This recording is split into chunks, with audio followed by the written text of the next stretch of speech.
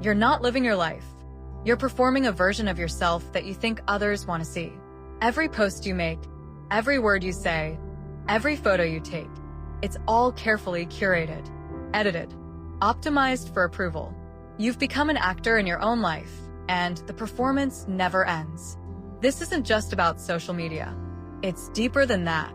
We've reached a point in history where authenticity has become so rare that it's almost extinct. And the cost of this performance? Your soul. This is about the death of authenticity and why everyone, including you, is trapped in a performance they can't escape. The performance of self. Let's start with a question.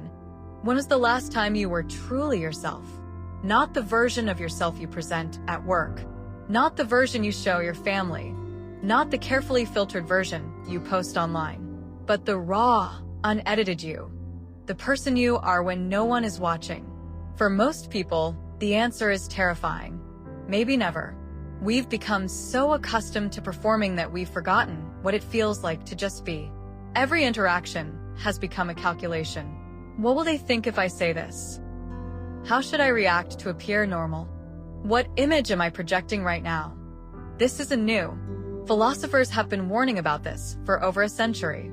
Martin Heidegger called it das Man, the tyranny of the they, the invisible force of public opinion that dictates how you should think, act, and live. You don't make decisions based on what you authentically want. You make them based on what they expect. Jean-Paul Sartre called it bad faith, the act of lying to yourself about your own freedom. You pretend you have no choice, that you're just playing the role society gave you. But the truth is more uncomfortable.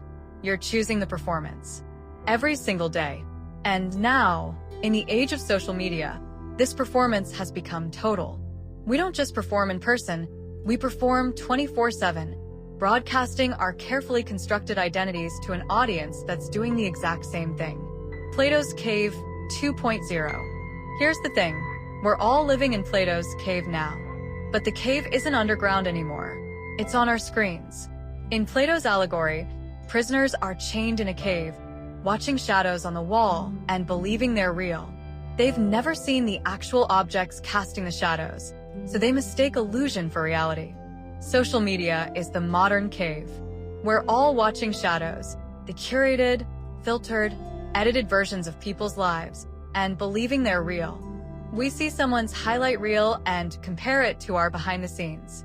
We see their performance and think it's their life. But here's what makes this version worse. We're not just watching the shadows. We're creating them. We're both the prisoner and the puppeteer. We craft our own shadows, our posts, our stories, our online personas, while simultaneously being imprisoned by everyone else's. And the worst part? We know it's not real. We know everyone is performing, but we can't stop. Because the moment you drop the performance, the moment you show something raw and unfiltered, you risk rejection, judgment, being cast out of the cave. So we keep performing, we keep posting, we keep pretending, and we lose ourselves in the process. The exhaustion of performance. This constant performance is exhausting. You feel it, don't you? The weight of maintaining the image, the anxiety of saying the wrong thing, the pressure to be consistent with the version of yourself you've presented, the fear that if people saw who you really are, they'd be disappointed. Psychologists call this impression management. It's the mental labor of controlling how others perceive you. And it's draining. Studies show that people who engage in high levels of impression management experience more stress, anxiety, and depression. Why? Because you're not living your life, you're managing a brand. And the cruelest irony? The more you perform, the more isolated you become. Because no one is connecting with the real you. They're connecting with the character you're playing. So even when you're surrounded by people, you feel alone. Because you are alone, the real you is hidden behind the mask. Authenticity isn't just a nice idea. It's a psychological necessity. When you're constantly pretending, you fragment yourself. You create a split between who you are and who you're pretending to be. And that split becomes a wound that grows deeper every time you choose the performance over the truth. What authenticity actually means. So, what does it mean to be authentic? It doesn't mean oversharing. It doesn't mean posting your raw emotions online for validation. It doesn't mean rejecting all social norms and being yourself in a way that's just narcissism with a philosophical label. Authenticity, in the philosophical sense, means living in accordance with your actual values, not the values you've been conditioned to perform. It means making choices based on who you are, not who you think you should be. Sartre said authenticity requires radical honesty with yourself. You have to stop lying about your freedom. You have to stop pretending you're just playing a role you were assigned. You have to take responsibility for the fact that you're choosing this performance. Heidegger said authenticity means confronting your own mortality. When you truly recognize that your time is limited, that you're going to die, the opinions of they start to matter less. What matters is, are you living your life or someone else's idea of it? Carl Rogers, the psychologist, said authenticity is about congruence, aligning your inner experience with your outer expression. When what you feel, what you think, and what you do are all in harmony, you experience a sense of wholeness. But when they're split, when you're thinking one thing, feeling another, and doing something else entirely, you experience anxiety and emptiness. How to stop performing? So how do you stop? How do you escape the performance when the whole world is a stage? First, recognize the performance. Notice when you're adjusting yourself for an audience. Notice when you're calculating your words instead of speaking honestly. Awareness is the first step. Second, start with small acts of authenticity. You don't have to blow up your entire life, but you can start telling the truth in small ways.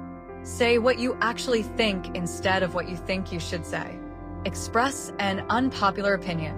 Admit when you don't know something. Let someone see you struggle. Third, curate your audience.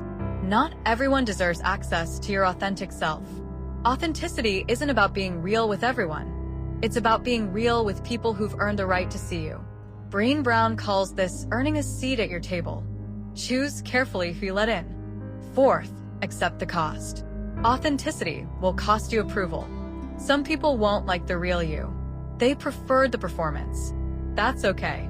You're not here to be liked by everyone. You're here to be yourself. And finally, remember, you're going to die.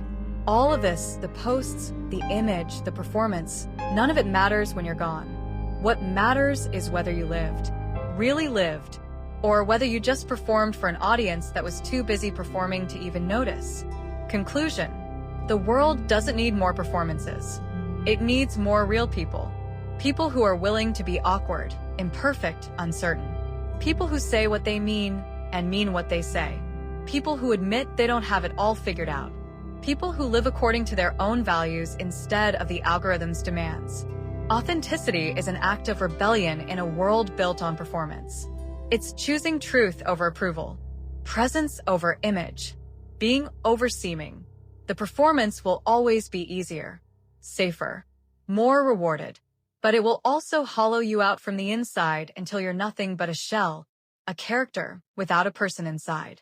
So stop performing. Not for them. For you. Because at the end of your life, the only opinion that will matter is your own. And the question won't be, did they like me? It will be, did I live?